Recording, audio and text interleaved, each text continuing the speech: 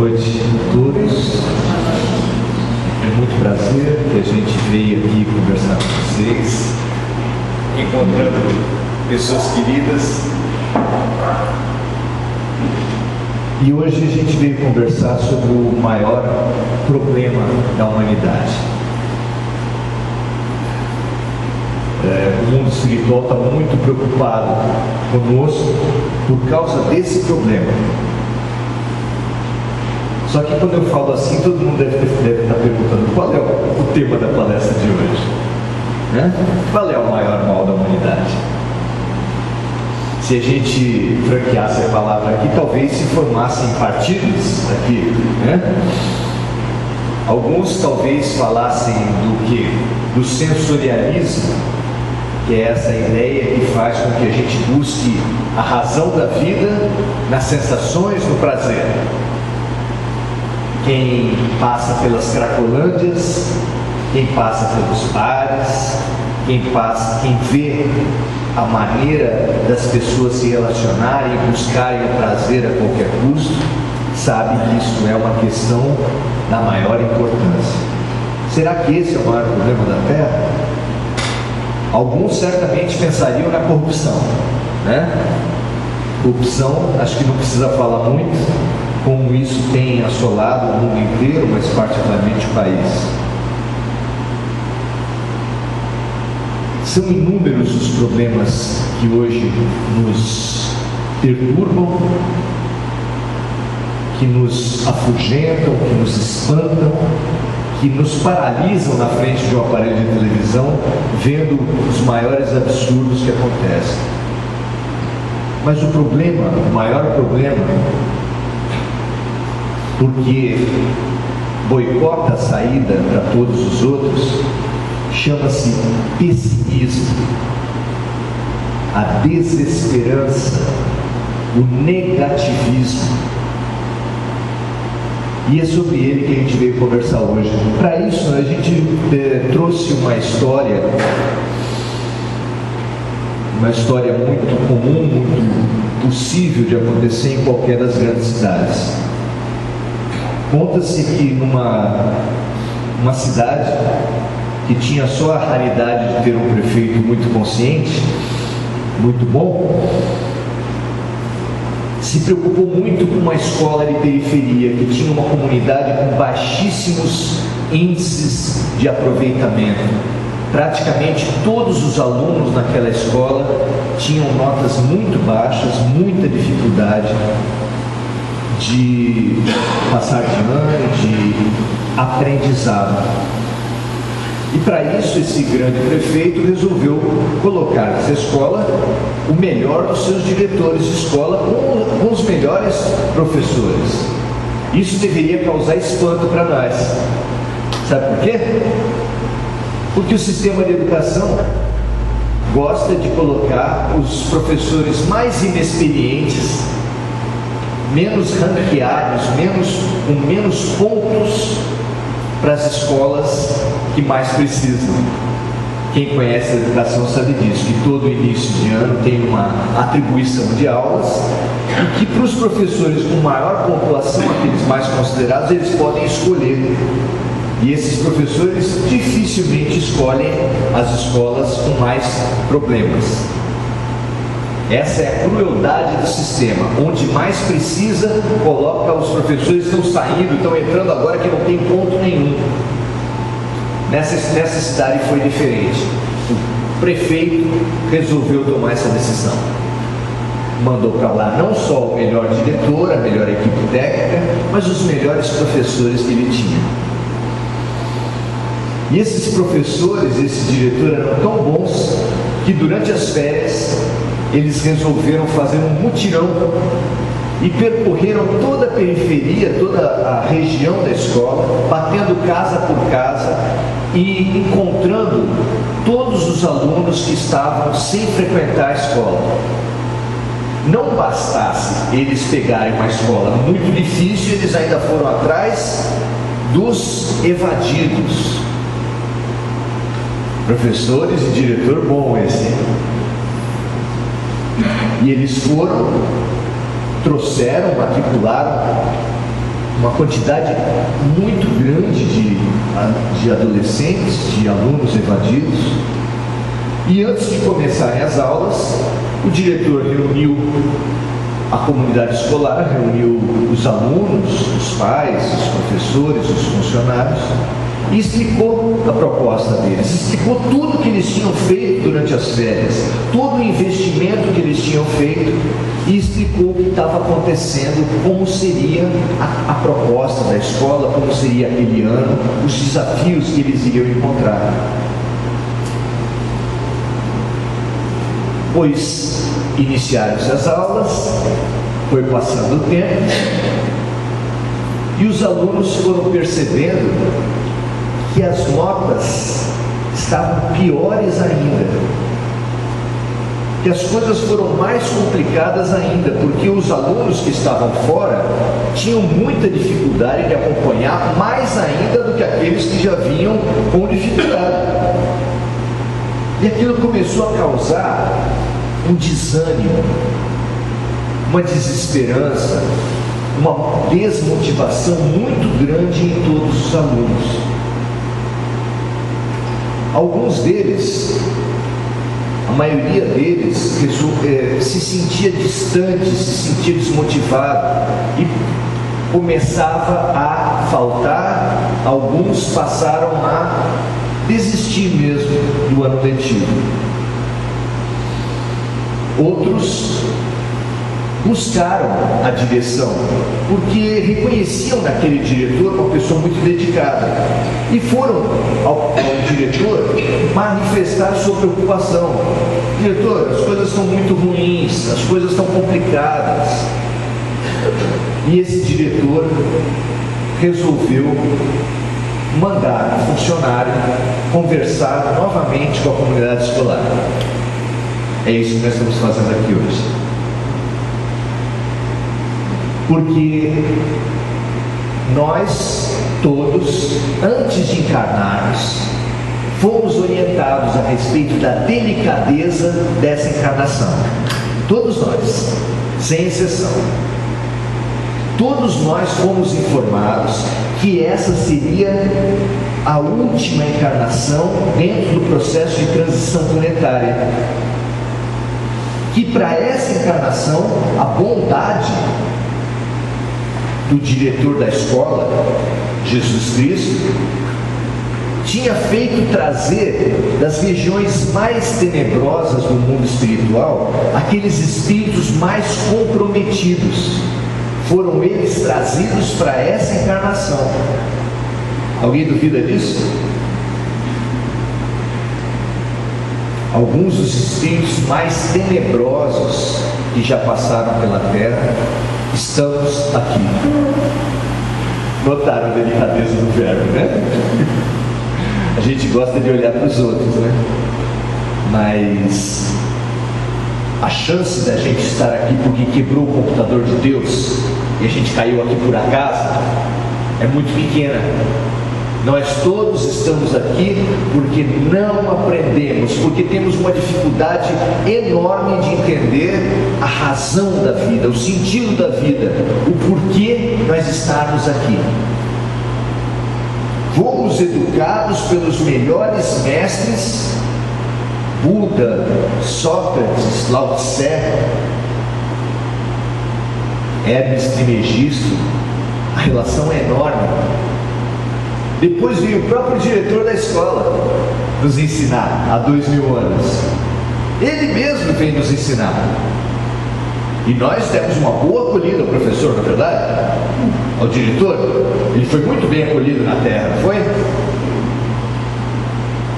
Depois ele ainda mandou outros professores maravilhosos, Francisco de Assis, Mahatma Gandhi, Maomé, professores maravilhosos, Irmã Dulce, Madre Teresa, Chico Xavier. Chico Xavier veio para a nossa classe. Chico Xavier veio para a nossa classe. E a gente não consegue entender por que o diretor mandou esse professor para a nossa classe. Porque se o diretor é tão bom, ele manda o professor que aquela classe mais está precisando. Não é verdade? Mas ele mandou para a gente um homem que simbolizava a simplicidade, a humildade. Para que será que ele mandou para o Brasil esse professor, né? Não sei. Talvez ele tenha errado de novo. Talvez não. Talvez não. O Brasil, que gosta de falar que Deus é brasileiro, que é o melhor país do mundo, etc, etc. Recebemos uma alma de grande estatura e que veio nos ensinar os valores fundamentais da nossa elevação espiritual. Tanto é que o próprio diretor da escola, Jesus Cristo, falou que a primeira virtude, a virtude que abre as almas para todo e qualquer aprendizado, é a humildade, que Jesus deixou caracterizado no Sermão da Montanha. A primeira virtude que ele coloca no Sermão do Monte, nas bem-aventuranças, é: bem-aventurados os humildes, pois deles é o reino dos céus. Depois vem as outras conquistas. Sócrates já tinha avisado também. Sócrates já tinha legado para todos nós a sua grande frase, que é: só sei que nada sei. E que remonta aqui, que extremendo ele nos fala do quê? Da humildade. Buda, Francisco de Assis, todos os grandes mestres falaram a mesma coisa. Mas tem aluno que é cabeça dura, viu, gente? Tem gente que é complicada. Se você não conhece nenhum, dá uma olhadinha no espelho para você ver. Nós todos estamos aqui multidependentes. Pois então, estamos aqui para mais uma reflexão no meio de ano, mas para o fim do ano mesmo, porque muito desanimados estamos todos. Vemos a situação da escola, vemos as baixas notas, o subaproveitamento dos colegas, das nossas classes, e ficamos desesperados. Tem motivo para isso? A política tem tido algum problema ultimamente? A religião tem tido problemas? Dentro da família, no seio da própria família, quando a gente ouve falar das violências domésticas, dos pais atirando filhas pela janela, dos mais absurdos problemas que a gente vê, líderes espirituais entrando nos Estados Unidos com sacolas de dólares, de dinheiro, todos sendo estimulados a extorquir ao máximo os fiéis, e os fiéis que também querem acomodação, porque quem paga para entrar no reino dos céus também está buscando um atalho que qualquer um consegue entender.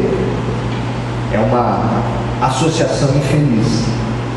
Nós temos inúmeros motivos, aparentes, irrecusáveis motivos para o pessimismo. Mas nós temos um grande motivo do otimismo: acreditar no diretor da escola. Porque esse diretor da escola fez o que fez durante as férias, junto com os professores, nos avisou sobre tudo o que ia acontecer ao início do ano letivo. Aqui nessa sala, eu não sei identificar, mas tem alunos que estão entre aqueles que estão querendo desistir, que estão sem esperança, que já acham que não vale a pena continuar estudando. Será que tem alguém que em nenhum momento nunca pensou, não vale a pena? Será? Mas tem alunos, como eu falei, que vão em comissão para falar com o diretor da escola. E eu quero acreditar que a maioria de nós aqui ainda está acreditando, ainda está investindo nessa possibilidade. Vamos conversar com o diretor da escola para tentar entender o que está acontecendo?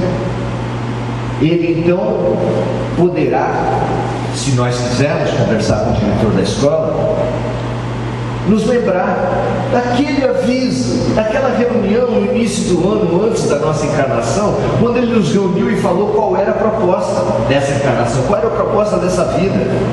E quando ele nos anunciou tudo o que iria acontecer durante o ano, mas que mesmo assim nós somos tão distraídos, tão desavisados, provavelmente o diretor estava falando na frente e ninguém prestando atenção. Nós somos tão distraídos que esquecemos de tudo que ele falou. Lá em Marcos 13, que é o conhecido sermão profético, Jesus Cristo falou de um tempo que seria caracterizado por diversas situações. Uma delas, a mais conhecida, é que seria um tempo de falsos cristos e falsos profetas. Líderes religiosos que se diriam salvadores de tudo, mas que cobrariam, mas que dariam um jeito, como ele falou, eu sou o bom pastor, mas há pastores que são mercenários. Gente, isso não é invenção minha, está lá na Bíblia. Jesus anunciou que haveria pastores que seriam mercenários, só pensariam no dinheiro. Vocês conhecem algum? Tem algumas passagens do Evangelho que dá a impressão que as pessoas estavam com birra com Jesus Cristo, que os cristãos têm birra de Jesus Cristo, porque tem outra passagem que alguém chama Jesus de pai, paizinho. Ele fala, pai não me chamem de pai. Pai a gente só pode chamar aquele que está no céu. Aí tem correntes de cristão que se chamam seus líderes de pastores, que Jesus chamou de mercenários. Tem correntes cristãs que chamam seus líderes de pai. Padre é o quê? Padre é pai. Papa é o quê? Papa é pai. Um italiano, o último, o primeiro em espanhol, em castelhano. Parece que estavam querendo fazer picuinha. Pois Jesus, no sermão profético, foi nos mostrando que haveria terremotos e grandes desencarnes coletivos. Nós certamente nunca tivemos um desencarne coletivo como os dois últimos fenômenos terríveis que assolaram a Terra, como a tsunami e o terremoto do Haiti. Mas juntos eles não chegaram a matar 1 milhão de pessoas, e a Segunda Guerra Mundial estima-se que tenha ceifado 40 milhões de vidas. Só que haverá guerras e rumores de guerra, haverá terremotos por todo lado, haverá falsos cristos e falsos profetas. Tudo isso está previsto lá. E a gente se escandalizando porque essas coisas acontecem. A gente revoltado, a gente tomado, a gente paralisado porque tudo que estava previsto está acontecendo. Mas como assim a gente está escandalizado porque foi anunciado? É que foi anunciado, mas a gente estava tudo conversando quando o diretor da escola estava falando no início de ano. A gente não presta atenção. Os próprios cristãos são os que mais boicotam Jesus Cristo. Não dá essa impressão? Jesus, que não tinha uma pedra onde encostar a cabeça, o que ele tem a ver com mega-templo? O que ele tem a ver com catedral? O que ele tem a ver com ouro? Vocês já foram fazer turismo em Minas Gerais, em Mariana, Ouro Preto, na Bahia também, nas igrejas da Bahia? Os guias turísticos ficam falando para a gente quantas centenas, dezenas de quilos de ouro que se estima em cada uma das igrejas. O que isso tem a ver com Jesus? O que isso tem a ver com a salvação, com a proposta didática, com a luz trazida por Jesus? Nós estamos reunidos aqui hoje com a preocupação da direção da escola, porque é verdade que nós fomos mal no primeiro bimestre, as nossas notas foram terríveis. É verdade que no segundo também, no terceiro E no quarto também, as nossas notas já saíram, e realmente a situação é muito, muito preocupante.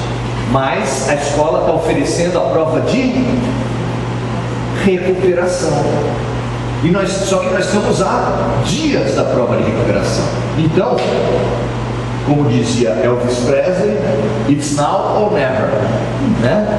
Ou a gente acorda agora, o que o diretor tinha anunciado, ou então o que? O inferno? Quem não passar de ano vai para o inferno? Claro que não. Como todo bom professor, como todo bom diretor da escola, como todo bom sistema educacional, o universo não funciona com infernos e com céus, onde você nunca vai trabalhar, e com infernos onde você nunca vai ser perdoado. Não poderia existir um Deus que nos ensina através do seu Filho preferido o perdão, mas Ele mesmo não perdoa. Poderia existir um Deus assim? É claro que não. O que vai acontecer com aqueles que não conseguirem passar de ano, nesse momento da transição planetária, não é o inferno, não é o azeite quente, não é o imperdoável. Nós vamos apenas sermos conduzidos para uma outra didática, uma outra escola, uma didática mais rígida, mais diretiva, que é o quê? É só você tomar a Terra ao tempo do início da civilização, antes da escrita. Pelo menos não vamos mais ter problema com telefonia, né? Não vamos mais ter problema com tablet, não vamos mais ter problema com banco. Não é bom isso? Mas vai ter uns outros problemas meio complicados. Nós passaremos, aqueles que não conseguimos passar pelo ponto nevrálgico da nossa existência, vamos passar para outro planeta, para outra civilização, que vai estar no início da sua jornada, e onde lá nós seremos, vamos dizer assim, superdotados. Vocês lembram, alguém daqui leu aquele livro de Erich von Däniken, Eram os Deuses Astronautas?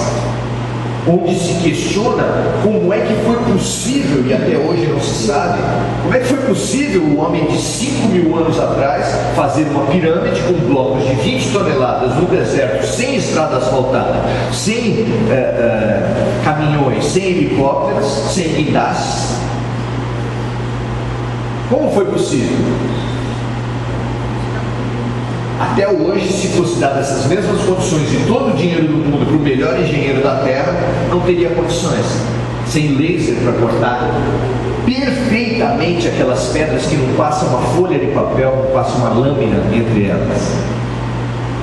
Eram os deuses astronautas. A Terra, a um certo tempo da sua colonização, recebeu emissários, recebeu repetentes, recebeu exilados de outros sistemas planetários que vieram até aqui, e que, vindo para cá, eles tinham um ponto de muita diferença com os nativos da Terra, que era o nível intelectual. Intelectualmente eles eram muito melhores que os habitantes da Terra, mas moralmente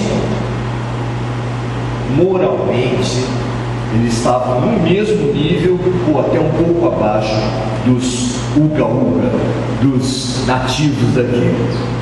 Essa questão de ter grande nível intelectual e baixo nível moral, vocês lembram de alguma coisa? Cada vez que o jornal mostra um esquema de lavagem de dinheiro, de algum esquema desse, você fica vendo aquelas setas, vai para lá, vai para cá, faz isso, faz aquilo. Isso é coisa de gente burra? Adolf Hitler foi uma pessoa burra?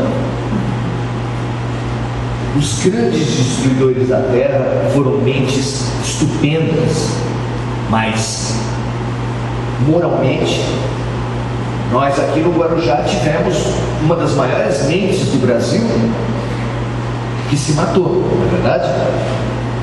E por que Alberto Santos Dumont se matou? Porque numa revolução interna, brasileiros matavam brasileiros usando o quê? primeiro bombardeio de brasileiros matando brasileiros por avião.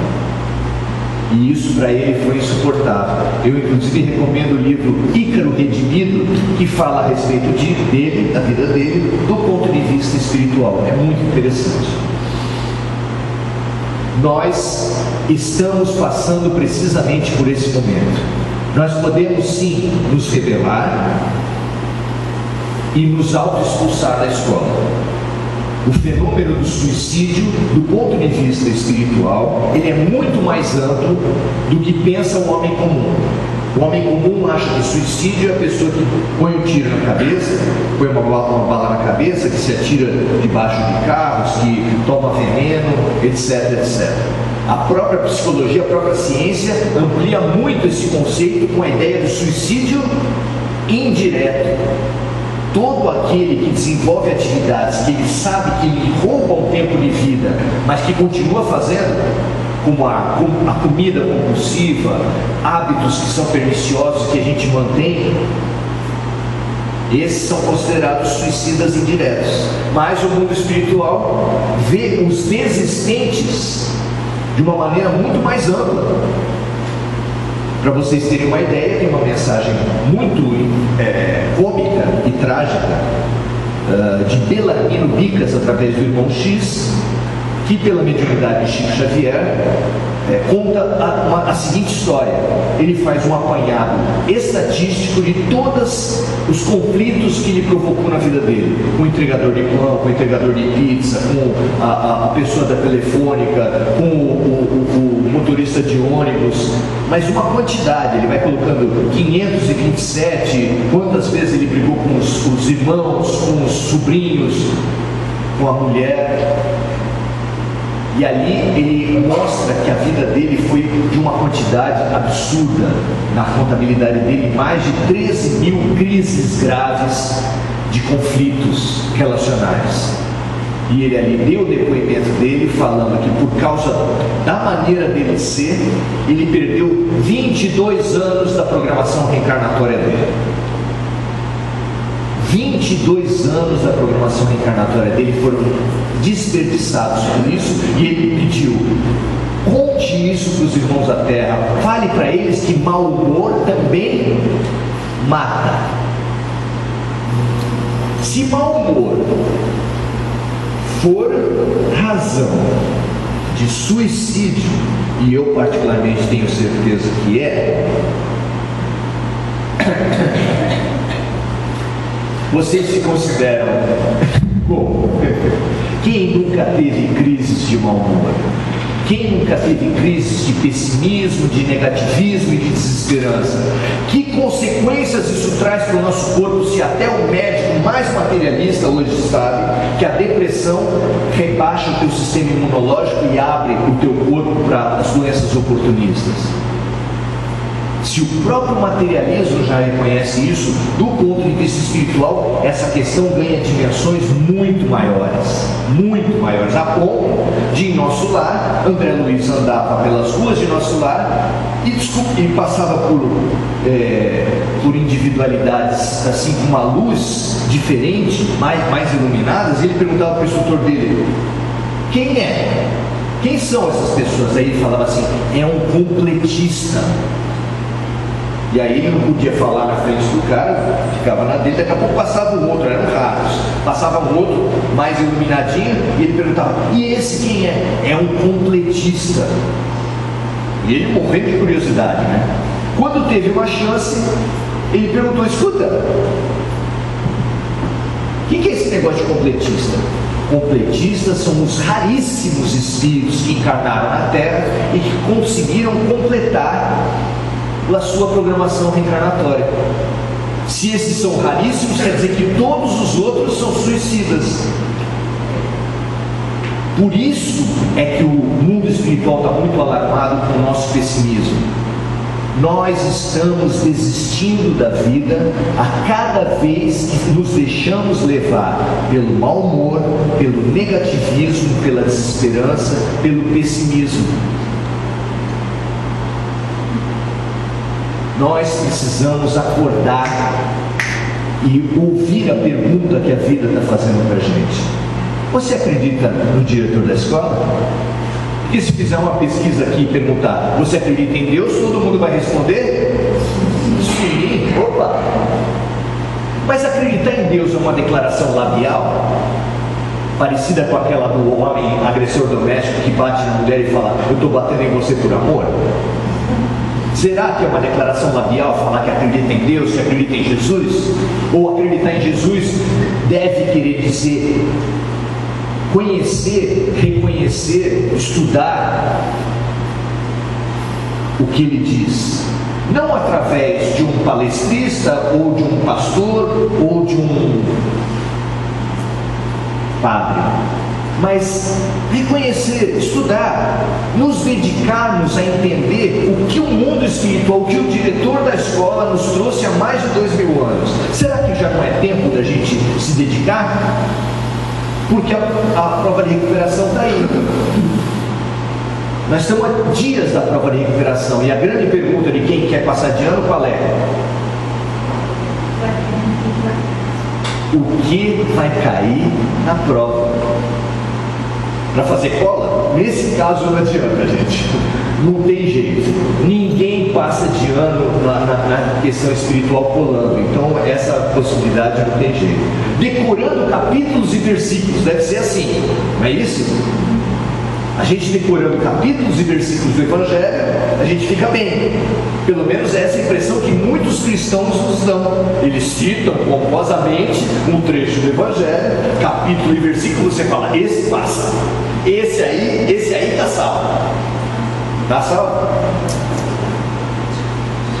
Nem todo aquele que disser Senhor, Senhor, entrará no reino dos céus, mas sim aquele que fizer a vontade do meu Pai. Então, é mais do que a hora da gente conhecer a proposta de Jesus, reconhecer a proposta de Jesus, responder finalmente a pergunta de todos os filósofos de todos os tempos, que é: qual é o sentido da vida? E que Jesus nos respondeu, para a gente, achando sentido na vida, nem mais pensar de forma nenhuma em desistir. Qual é o sentido da vida? Segundo Jesus Cristo. Mestre, qual é o maior mandamento? Perguntaram para Jesus. E ele respondeu: ouve, ó Israel, amarás o Senhor teu Deus de todo o teu coração, de todo o teu entendimento, com toda a tua alma, e amarás o teu próximo como a ti mesmo. Mas há um segundo mandamento que é semelhante ao primeiro, que é esse segundo: amarás o teu próximo como a ti mesmo. São três amores interligados. A gente pode amar a si mesmo sem amar o próximo? A gente pode amar a Deus, mas detestar o próximo? São três amores interligados. E não pode ser um amor assim de cerquinha, amor até a página 2, amor onde eu amo só os meus próximos, meus familiares. Você, quando teu amigo, quando teu parente está no hospital, você às vezes vai para a capela fazer uma oração, não vai? Não é normal que a gente vá até a capela? 500 pessoas hospitalizadas, você reza por quantas? Vai ter Enem, 150 mil jovens vão fazer a prova. Você reza por qual? Por quem? Pelo jovem seu. Como está o nosso amor? Como nós temos vivido o nosso amor? Como diz a Marisa Monte numa música, o que a gente não faz por amor? Como é que a gente tem justificado os nossos atos dessa forma? Será que nós estamos, pelo menos de leve, buscando esse amor desimpedido, desapegado? Será que a gente está? Se a gente não tiver, gente, é isso que vai cair na prova. Mais especificamente, isso é para tirar 10. Mas como o diretor da escola já sabe que para nós o 10 vai ficar difícil, ele na terceira bem-aventurança deu a receita para a gente passar com 5, passar raspando. Disse Jesus: bem-aventurados os mansos, porque eles herdarão a terra. Ele falou isso, gente, também não é invenção minha, isso é literal. Bem-aventurados os mansos, porque eles herdarão a terra. Quer dizer, quem não passar de ano sai para outro sistema planetário e só vai ficar na terra, só vai herdar a terra aqueles que tiverem se autopacificado. Isso é o mínimo que está sendo esperado da gente. Você é uma pessoa fácil de tirar do sério? Você é uma pessoa que se irrita com facilidade, que se desconhece, que cai para cima? Você é uma pessoa que perde o controle com pessoas, especialmente da família, na família que é mais complicado, no trabalho, no trânsito,